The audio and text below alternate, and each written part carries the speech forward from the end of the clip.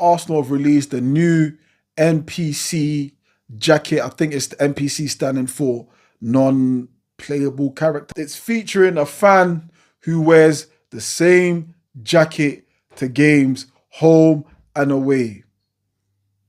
I went from strict to stricto, strict. Understand, only person I owe is myself. Stricto. Yes, people, welcome back to my channel. Big Stricto here. Don't forget to like, share, subscribe, whatever it is that these other YouTubers tell you to do, but do it for me. I was watching Sky Sports News and I saw like this tagline, which I'm going to post right there. Internal talks at Arsenal continue over recruitment of forward and whether Benjamin Sesko deal is possible. I've never been so confused by by such a headline. And let me read it again. Get my reading voice on. Internal talks at Arsenal continue over recruitment of forward and whether Benjamin Sesko deal is possible. Today's the 22nd of January. We've got just over a week until the window closes. And they're only now holding talks. Just now, today. And they're happy to disclose these talks to the fans, this internal talks to the fans. Only now, 22nd of January, Wednesday, 22nd of January. When the window opened 22 days ago. Only now, this conversation. When I first seen it, I'm like, oh, I initially thought, you know, we're having talks with, is it Leipzig, wherever club he's at, RB Leipzig? I might be wrong. I thought, yeah, maybe we're having, you know, one of those under the table conversations or one of them trying to paper out a deal, trying to, you know, understand what both sides can do in this short, well, I mean, a whole month. The window's a month long. In this month-long window, maybe they're trying to iron out the cracks, dot the I, cross the T's. But we ain't even in stage one yet. The horse hasn't left the stable yet. We're still having this conversation. Do we need a forward? That's the conversation we're still having. The club are still having. I swear to God, yeah, I find myself hating this club sometimes. Like, I find myself not understanding the business side of this club sometimes.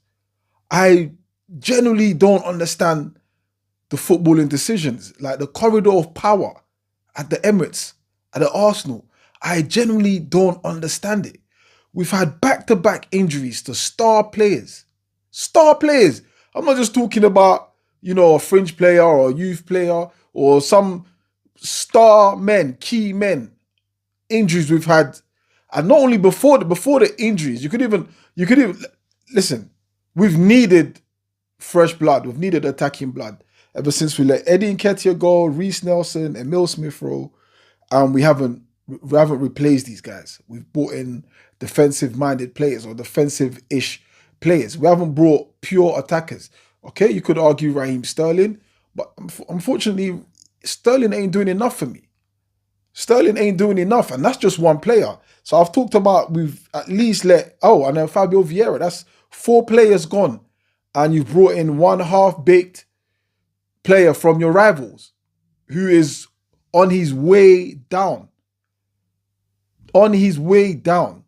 You brought him in and you think that's enough?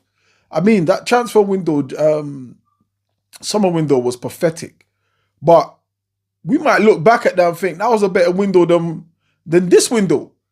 Which is crazy because I swear I end up hating the people that run this club and how this club is run. I really do, because some of the stuff I don't understand. And listen, I know it's a business. I know. And that's one of the greatest things about football is It's a business, but we as fans, have the luxury of forgetting the business side and just concentrate on the football side. But the problem is when the business side is so far on the pitch that you can't ignore it. It's right in front of us. So we have to talk about it. We need action. We need people moving. We can see it. As fans, the business side should never concern us. That's not why we got into the game. That's not why I leave my house, get in the car, travel all over the country to support the club. The business side isn't my issue. I'm purely focused on the footballing side. That's what I'm attached to. That's what I'm emotionally attached to. Yeah, that's what gets my blood boiling. That's what brings me joy. That's what brings me happiness. Sadness at times, yeah, is the football side. But the business side is being run so poorly that you can't help, but it gets in the way of the football. It really does. You look at what the game against Villa. Villa were able to affect the game by making subs that affected the game, and eventually they were able to get a point, and we were able to drop points. But it was all from the bench. We've got no one to come in, no one who could. Like, the bench was bare, and at this point you're like, if I own a coffee shop and I've got two coffee machines, coffee makers, yeah, and one of them breaks, and this is solely what my business is. I solely sell coffee, hot chocolate, or whatever, all those kind of things. And my machine is out of order.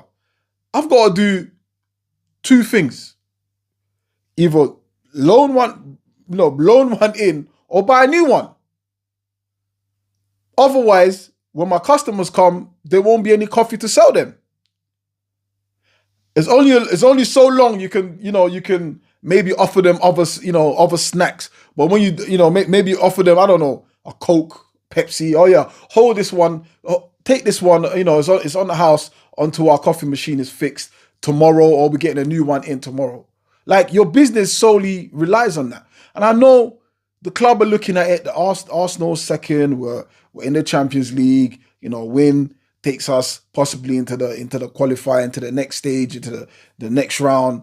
And, everything isn't so bad. And I'm just like, I just don't understand it. Do you prepare for bad things to happen first and then start being active? Or do you just go and stop bad things happening? Like, before your coffee machine broke, you would have had signs. Service it? Are you servicing it? Maybe it wasn't making coffee well prior. Like, there would have been signs. Now, we've had these signs. Players have been injured. We've put too much workload on Bukayo Saka. He's broken down. Too much workload on Odegaard. Too much workload on our defensive backline. Like, what the fuck? At this point, I don't understand it. I really don't understand it. How many more days left till we get someone in? Are you going to wait till the last day of the transfer window where a player comes in and he can't bed, he doesn't have time to bed in with his teammates?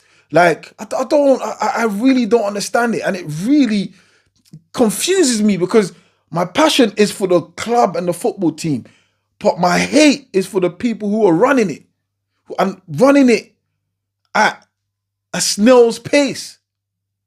We have a chance here to win something big. Everyone knows it. Everyone can see it. Rival fans can see it. If they can see it, then we can see it. Pundits can see it. Why can't they see it? It blows my mind. It really, really does. It really, really does.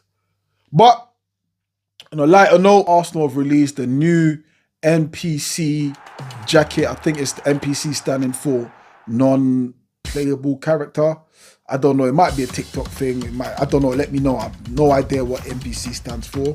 But it's featuring a fan who wears the same jacket to games, home and away.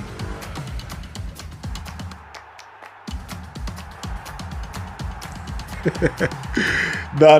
Listen, jokes aside, man. Big up the guy. I'm sure it must be an honor for him to actually have the club which you support.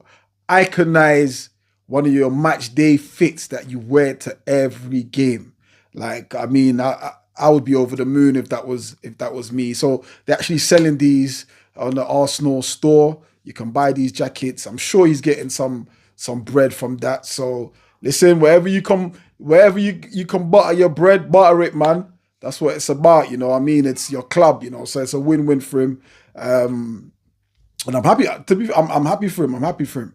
A lot of people have tagged me and forwarded me the stuff on Insta. So yeah, big up yourself, bro. I'm pretty sure his name's Nick. I'm pretty sure.